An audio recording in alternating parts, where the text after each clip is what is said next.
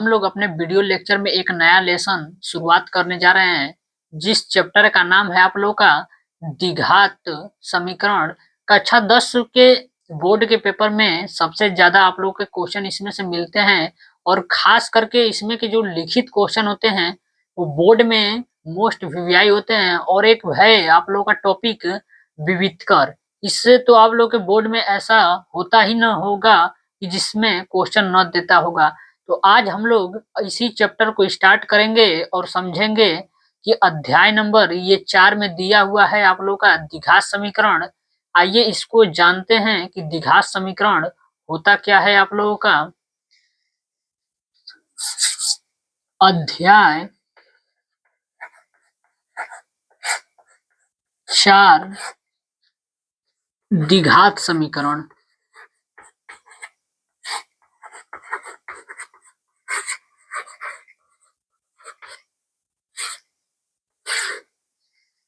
अब हम लोग जानेंगे कि द्विघात समीकरण होता क्या है। तो द्विघात समीकरण समझने से पहले हम लोगों को समझना पड़ेगा कि ये द्विघात बहुपद ये होते क्या है। तो आइए पहले समझते हैं द्विघात बहुपद क्या होता है। द्विघात बहुपद तो आप लोग कक्षा 9th में अगर पढ़े होंगे तो आप लोग को मालूम होगा कि द्विघात बहुपद में आप लोगों का डिफिनेशन क्या होता है। तो आप लोग सभी लोगों को मालूम होगा कि द्विघात बहुपद ऐसे बहुपद को बोलते हैं जिसका घात आप लोग का 2 होना चाहिए।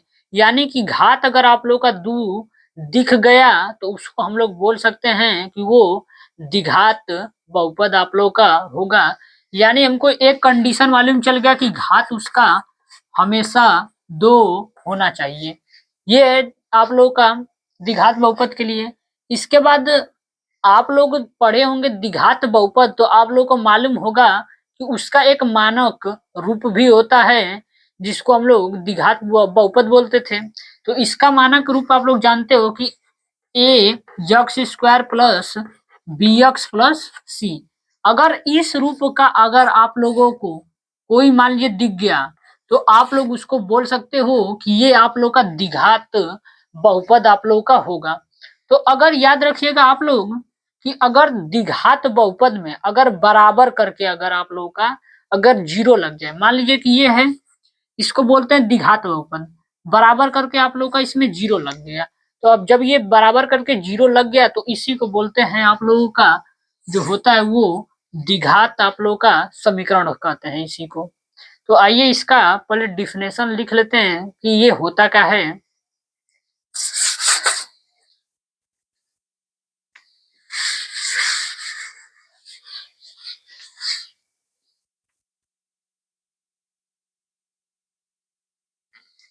तो पहले हम लोग लिखेंगे द्विघात बहुपद के बारे में।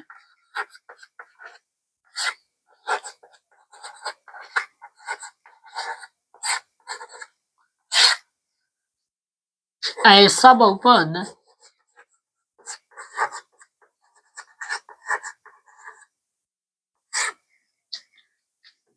जिसकी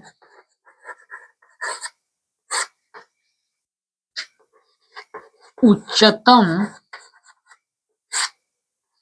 घात 2 हो उसे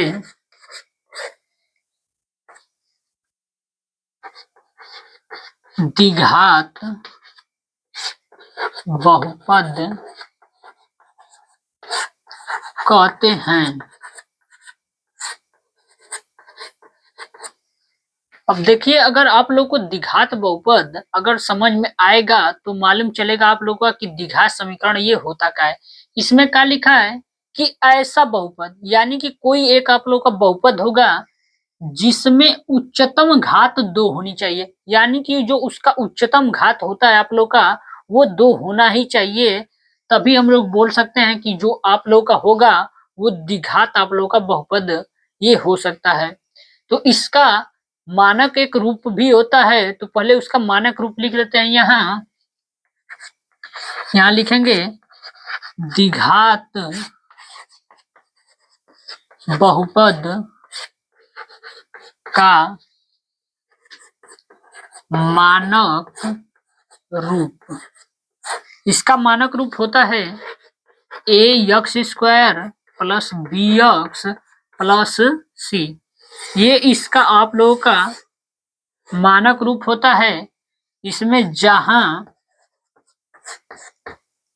ए नॉट इक्वल टू 0 होना चाहिए, यानी कि याद रखिएगा आप लोग इसमें कि जो आप लोग का यहाँ a x square plus b x plus c, तो इसमें ए का जो मान है आप लोगों का वो 0 के इक्वल नहीं होना चाहिए। ये क्यों है? अगर मान लीजिए आप लोग कि अगर यहीं पे ए का मान अगर 0 हो जाए तो 0 इंटू यक्स स्क्वायर जब इसका गुणा हम लोग करेंगे तो ये 0 हो जाएगा, तो फिर कोई मतलब ही नहीं होगा, यानी कि घात हम लोग का जो होगा वो दिख ही नहीं पाएगा। तो कैसे हम लोग पहचानेंगे कि वो द्विघात बहुपद है या नहीं है? तो याद रखिएगा इसमें आप लोग कि आप लोग का ए का मान इसमें 0 के बराबर नहीं होना चाहिए। इसके बाद अब हम लोग समझेंगे कि द्विघात समीकरण क्या होती है। आप लोग इसको देख लीजिए और इसको स्क्रीनशॉट ले सकते हैं और इसके बाद इसको हम लोग इरेज करेंगे।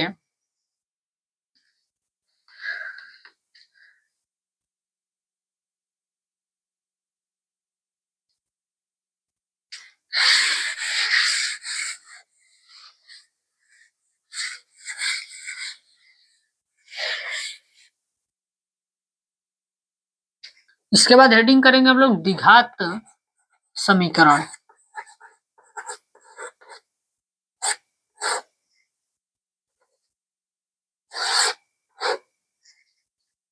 ऐसा बहुपद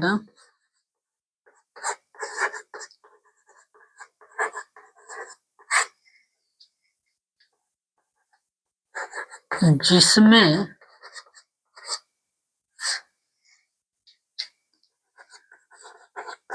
द्विघात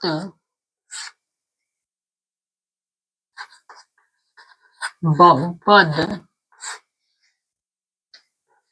के मानक रूप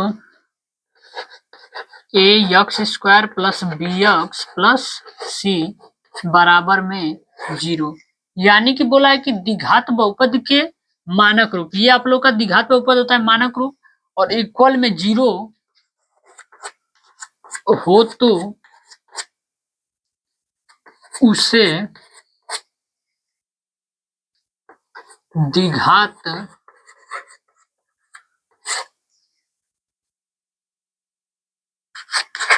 समीकरण कहते हैं।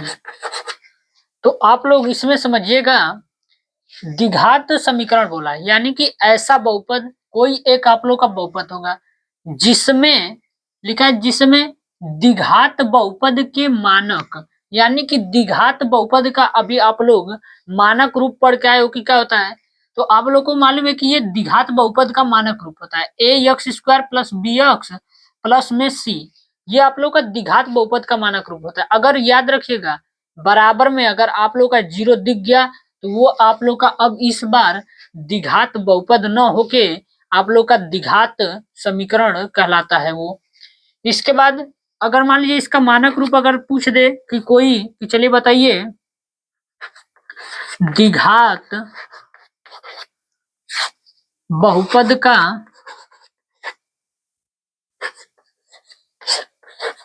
मानक रूप,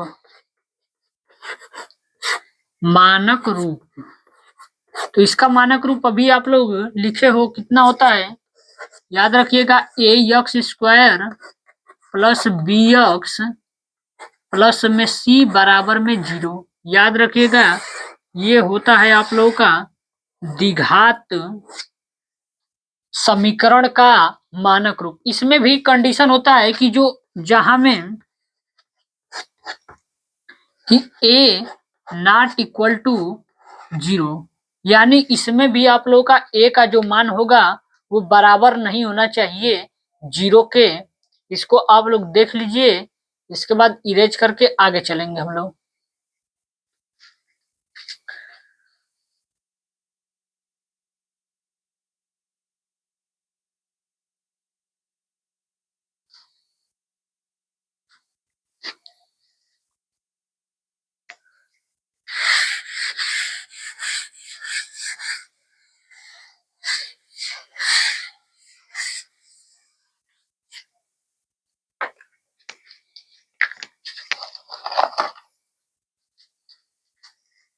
अब देखेंगे हम लोग नोट में करके।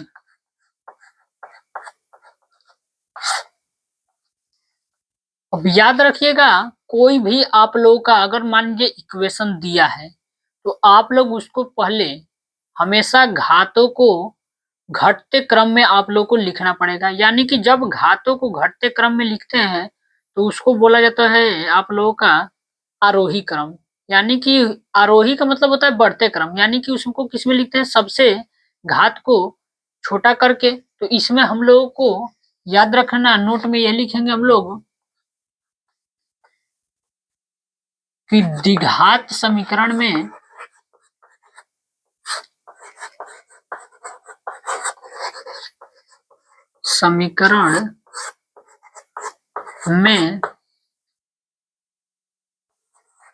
घातों को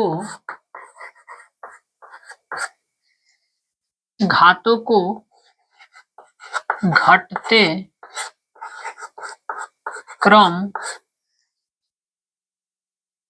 क्रम कोष्टक में अवरोही क्रम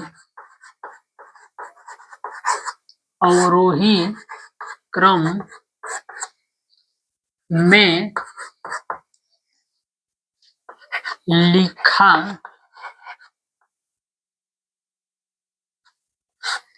जाता है।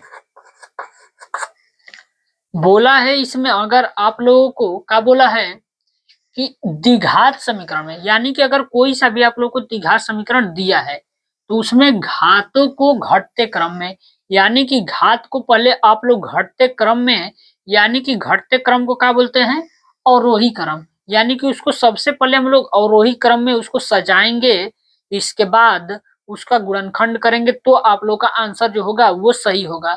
यानी कि में लिखा जाता है।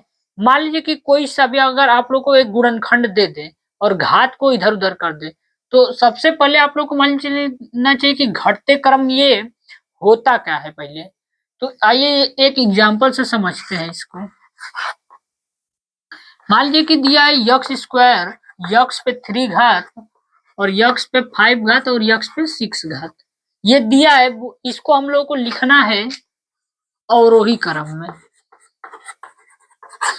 अवरोही क्रम में हमको इसको लिखना है। तो अवरोही का मतलब होता है घटते क्रम, यानी कि कोई घटेगा कब, जब बड़ लिखेंगे सबसे बड़ा, इसके बाद छोटा लिखेंगे, तब आप लोग का जो क्रम होगा वो क्या होगा, घटते हुए आएगा। यानी कि इसमें हमको मालूम चल गया कि सबसे पहले बड़ा घात, यानी कि यक्स पे 6, इसके बाद कामा यक्स पे 5, इसके बाद यक्स पे 3 और इसके बाद यक्स पे 2। यानी कि आप लोग को यहाँ दिख रहा होगा कि 6 के बाद 5 आया है, यानी कि घात का हो रहा है, एक घट गया। 5 के बाद 3 आ रहा है, यानी कि मतलब यहाँ घात आप लोग का घट गया। यक्स के बाद मान लीजिए 2 है, अगर मान लीजिए और यहाँ यक्स दिया होता तो ये घात जो होता है इसका वो घटता जाता आप लोगों का। इसी को बोलते हैं आप लोगों का अवरोही क्रम। इसके बाद हम लोग अब मान लीजिए एक उदाहरण लेते हैं, एक और एग्जाम्पल में। कहीं कहीं आप लोगों को बुक में दिया होगा कि पी एक्स बराबर, मान लेते हैं x square plus 5x plus में ये 6 दिया है। अब यहाँ पी का मतलब क्या होता है, यक्स का मतलब क्या होता है, किताब में बार बार यहाँ लिख देता है और बच्चों को कंफ्यूजन होती है कि इसका मतलब होता क्या है। तो याद रखिएगा, पी का मतलब होता है बहुपद, यानी ये आप लोग का जो दिया है वो बहुपद दिया है।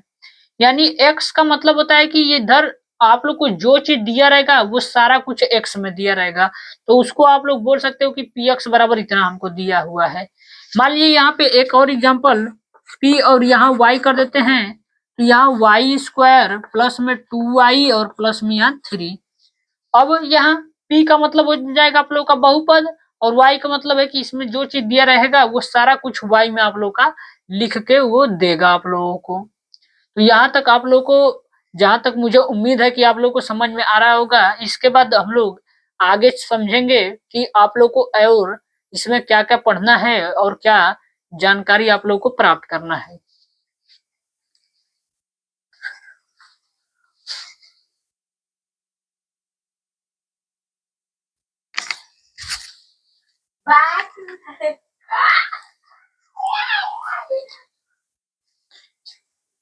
आइए दोस्तों, हम लोग अब देखेंगे आगे आप लोग का लिखा होगा कि द्विघात समीकरण को जांच करने की विधि।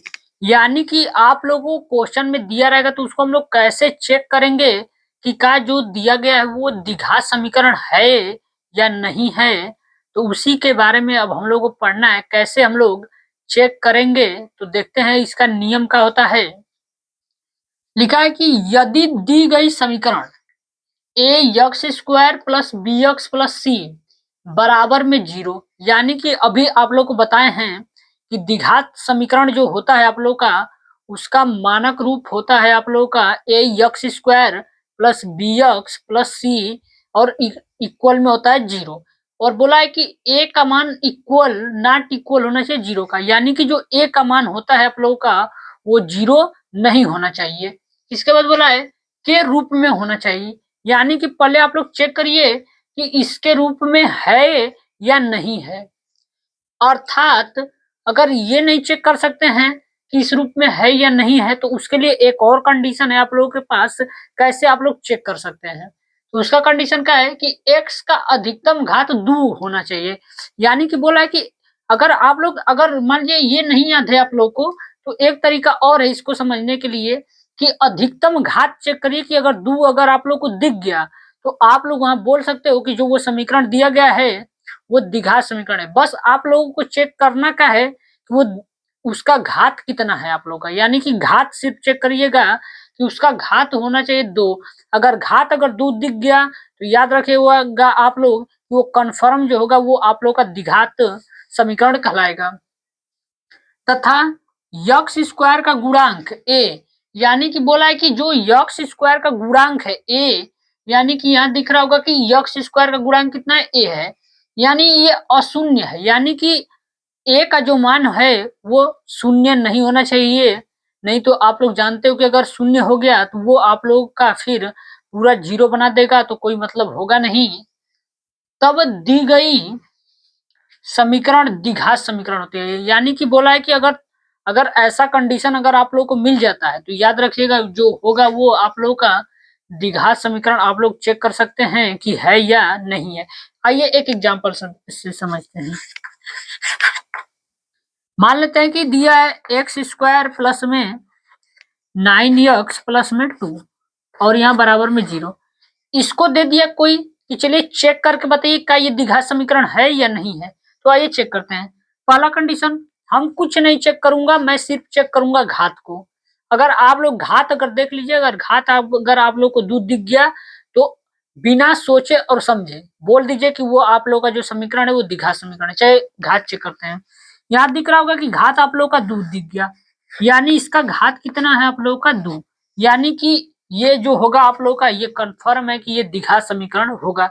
दूसरा एग्जांपल मान लीजिए कि यक्स स्क्वायर प्लस में 9 इक्वल में 0। इसको चेक करिए, इसका घात 2 दिख रहा है तो हमको मालूम चल गया कि यक्स का जो घात है यहाँ भी 2 है। घात यहाँ 2 दिख गया तो आप लोग तुरंत समझ जाइए कि ये जो दिया गया है वो आप लोग का द्विघात समीकरण है। मान लेते हैं एक एग्जांपल, यक्स माइनस 9 यक्स बराबर में यहाँ 0 दे दिया। तो आप लोग इसमें चेक करिए, एक्स दिया है, इसका घात कितना है, 1 दिया है, यानी कि जब घात 1 है तो यहाँ घात हम लोग को कितना दिख गया, 1 दिख गया। तो जब घात 1 दिखेगा आप लोगों का तो वो तो द्विघात समीकरण होगा नहीं। उस दिखने के लिए कितना चाहिए हमको, 2 होना चाहिए। 1 दिख गया यानी कि बोल सकते हैं ये द्विघात समीकरण नहीं है आप लोग का। तो आज के लिए इतना ही आप लोग को वीडियो लेक्चर में रहेगा। मिलते हैं अगले वीडियो लेक्चर में अगले टॉपिक के साथ।